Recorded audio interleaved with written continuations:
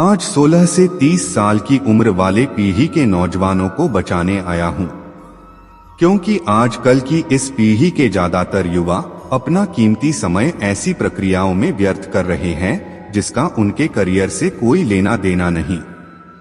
बहुत से फालतू के काम, प्यार मोहब्बत जैसी भावनाओं बहकर या फिर किसी गलत संगत में पड़कर अपनी उम्र और समय की कीमत को समझ नहीं पा रहा। अभी आपके मन में सवाल उठ रहा होगा कि आखिर बार बार मैं ये 16 से 30 के उम्र के लोगों की बात क्यों कर रहा हूँ।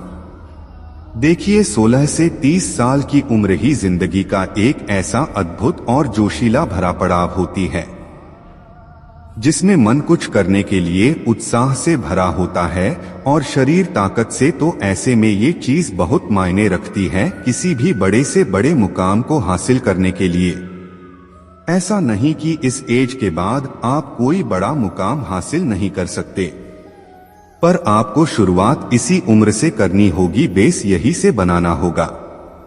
मेहनत और संघर्ष इसी उम्र से शुरू करनी होगी ताकि आप युवा अवस्था में ही बड़े से बड़े मुकाम हासिल कर पाओ।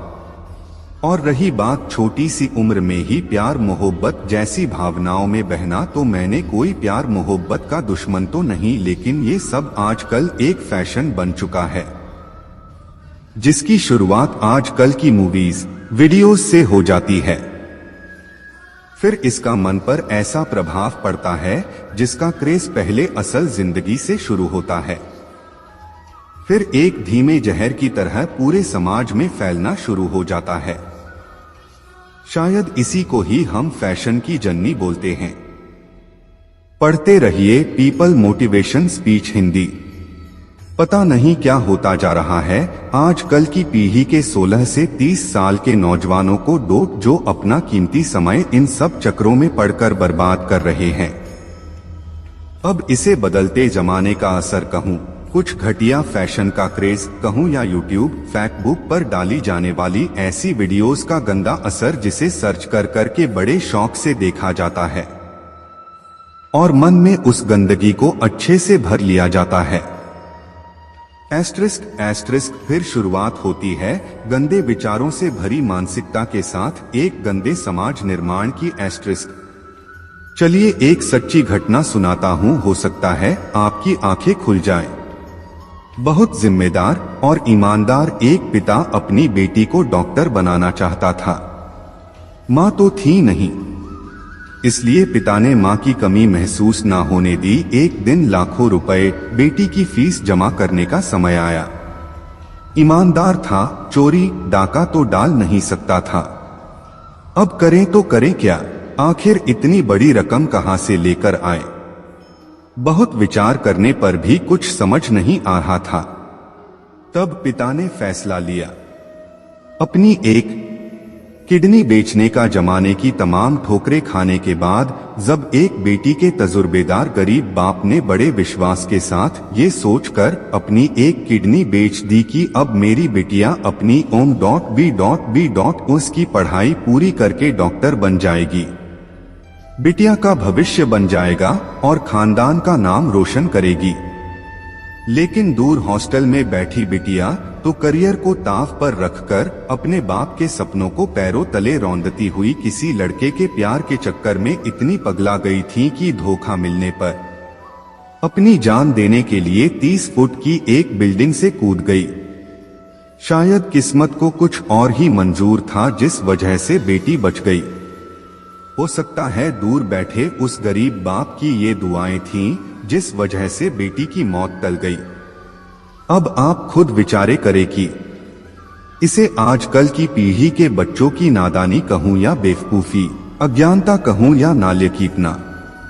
मैं हरजीत मौर्य अपनी इस वीडियो के जरिए आज की पीढ़ी के उन बच्चों को ये मैसेज देना चाहूंगा कि उस इंसान के पीछे अपनी जिंदगी और करियर दांव पर मत लगाओ जो आपकी जिंदगी में बस कुछ समय या साल पहले आया है। जिंदगी उनके लिए दांव पर लगाओ जिसने तुम्हें ये जिंदगी दी जो जन्म से तुम्हारे साथ है। हकीकत को समझो और झूठ के आईने से बाहर निकलो।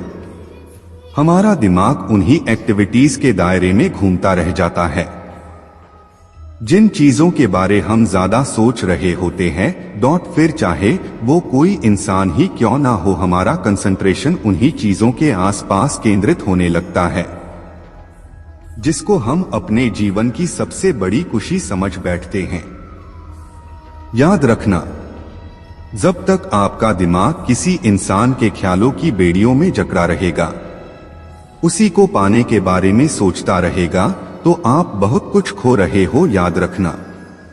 जबकि तुम्हारे अंदर वो सब काबिलियत है जिससे तुम कोई भी मुकाम हासिल कर सकते हो। अपनी काबिलियत के दम पर अपने परिवार को एक अच्छा और बेहतर लाइफस्टाइल दे सकते हो, एक अच्छे और बेहतर समाज का निर्माण कर सकते हो, और ये तभी होगा जब तुम अपने दिमाग को उन सब थॉट्स से आजाद कर दोगे जो तुम्हारे करियर के लिए जरूरी नहीं है। बस आखिर में यही कहना चाहूंगा कि अट्रैक्शन को मोहब्बत मत समझो और मोहब्बत को करियर मत बनाओ।